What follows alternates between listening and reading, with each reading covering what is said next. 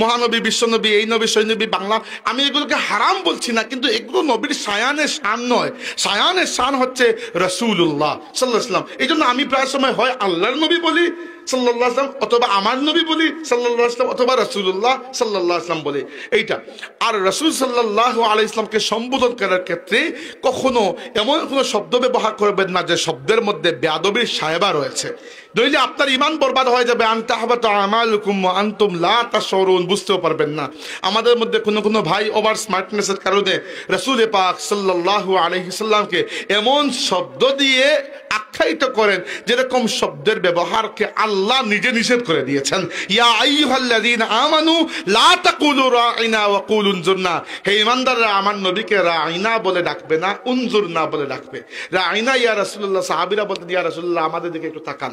আল্লাহ বলেছেন এটা বলবে না, বলবে উনজুরনা ইয়া রাসূলুল্লাহ। এইটাও সেম অর্থ, উনজুরনা মানেও আমাদের দিকে তাকান। কিন্তু রাঈনা দ্বারা ইহুদিরা রাঈনা না বলে বলতো রাঈনা, আইনের পরে ইয়া দিয়ে, অর্থ হয় যে তো আমাদের রাখাল।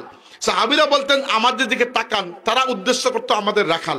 এই যে মনের মধ্যে এই বেয়াদবের একটা বেয়াদবি পোষণ করতো, আল্লাহ সেটার দরজাও বন্ধ করে দিয়েছেন। লা তাজআলু দুআ আর রাসূলি বাইনাকুম কাদুআই বা'দিকুম বা'দা, রাসূলের ডাকাডাকি আর অন্যের ডাকাডাকিকে তোমরা এক বরাবর মনে করবে না। এই জন্য ফুলতলি সাহেবের এই বিষয়টা আমার কাছে এটা একটা মাপকাঠি যে রাসূল সাহেবকে আমরা নেতা বলবো না। যদি নেতা শব্দটা তো ভালো শব্দ, খারাপ তো না। নেতা মানে তো কোনো খারাপ মানুষ না, ভালো মানুষ। কিন্তু নেতা কেন বলি না? নেতা বললে লেভেলটা আপনি নিজে নামিয়ে নিলেন, বুঝতে পেরেছেন? যিনি মাস্টার ডিগ্রি পাস করেছেন আপনি তারা বললেন এই ব্যক্তি 8 পাস। 8 পাস সত্য তো, 8 না পাস করলে মাস্টার ডিগ্রি গেলেন কেমনে? কিন্তু সমস্যা হচ্ছে আপনি তাকে নিচে নামিয়ে নিয়ে আসলেন। যিনি রাসূলুল্লাহ, তিনি আল্লাহর সৃষ্টির মধ্যে সর্বশ্রেষ্ঠ, তাকে নিচে নামাতে পারেন না।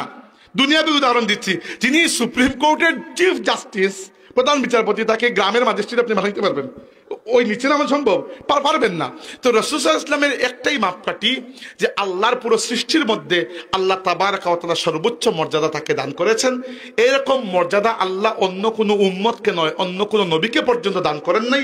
বা'দা আজ খুদা বুজুর্গতুহি কিসসা মুখতাসার।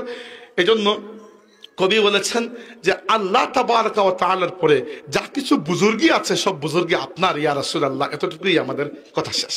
এই জন্য আমরা আল্লাহ নবী সাল্লাল্লাহু আলাইহি ওয়াসাল্লামের ক্ষেত্রে খুবই সতর্ক থাকবো। রাসূলুল্লাহ সাল্লাল্লাহু আলাইহি ওয়াসাল্লাম, আরে ভাই আমরা তো রাসূল সাল্লাল্লাহু আলাইহি ওয়াসাল্লাম তো অনেক উপরে। মদিনা শরীফকে পরিচয় করানোর ক্ষেত্রে, পরিচয় দেওয়ার ক্ষেত্রে আমরা বলতে পারবো যে আগে নাম ইয়াসরিব ছিল। এখন যদি কোনো ব্যক্তি ইয়াসরিব, মদিনাকে ইয়াসরিব বলে ডাকে, মুনাফিক হয়ে যাবে। ইয়াসরিব শব্দটার অর্থ ভালো নয়।